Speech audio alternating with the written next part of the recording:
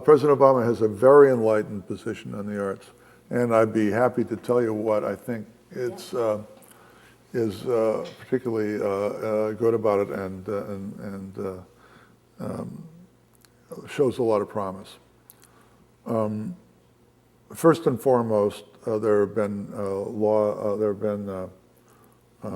proposed legislation for many, many years now to restore the deduction for artists' gifts to museums, which at the present time, artists cannot deduct the full market value of the work that they give. They can only deduct the cost of materials. So that's literally the cost of the canvas and the stretchers and the paint. If a collector buys a painting for $10,000 and it becomes worth $10 million, and he or she were to give that painting away, they could claim the full market value.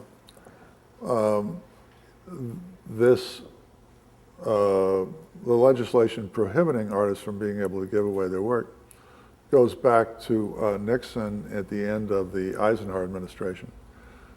He tried to deduct, take a $1 million deduction for his vice presidential papers, which I don't need to remind you Americans had already paid to produce in the first place.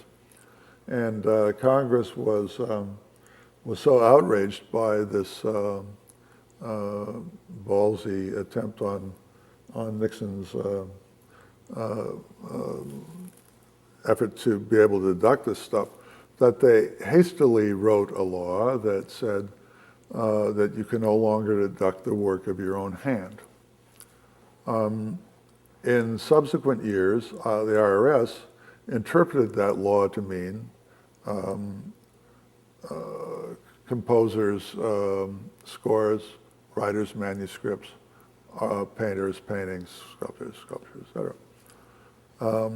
So all of a sudden, museums, libraries, cultural institutions were faced with these gifts essentially drying up.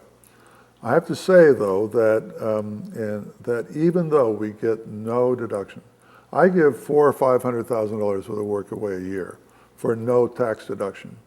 I'd like to know how much a lot of those people in the stock market would give away if they didn't get a tax deduction. But that's beside the point. At any rate, Obama has said that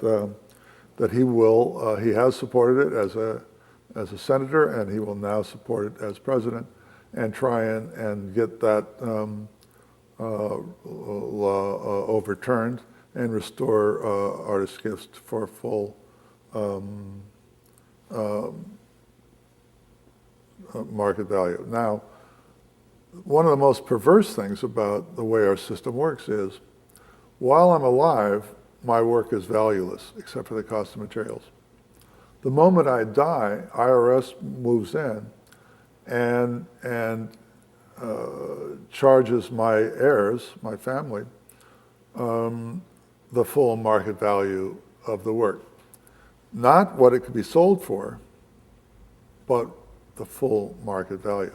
You cannot sell enough work, because dealers take a commission, to pay the taxes, the inheritance tax. Plus you have to pay the tax on the work you're selling to pay the inheritance tax. So it's such an unfair burden for artists and artist families. We're very much like family farmers, where a family farmer would like to pass on the farm to their children who would just want to continue to farm. Now they've got to sell off acreage to pay the inheritance tax. And I know a farmer where the grandfather died. They had to sell off a bunch of land, and then the father got it, and then he died within just a few years. And then the son from that, they were paying that inheritance tax twice and selling land to do it. And it's that sort of thing that's happening to artists all the time. So that legislation would be extremely important. Other things that he has said that he's in favor of are is an art corps that would be something akin to a Peace Corps or something else in which artists could be put into the school system. Right now in Brooklyn, there are hundreds of great Russian violinists who immigrated to this country who cannot teach in the public school system because they don't have teacher certification. They can't teach, the schools cannot pay them because they're required to have teacher certification. The government could pay these wonderful artists and musicians,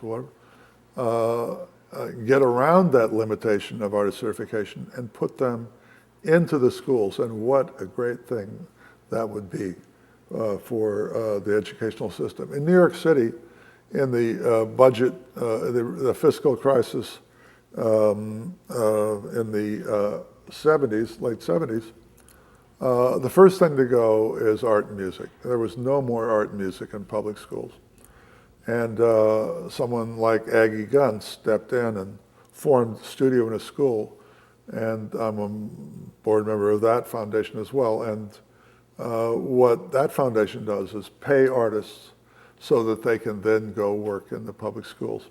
So this is extremely important, I think, and something that would benefit people in every state and in every constituency, from the poorest communities to the richest.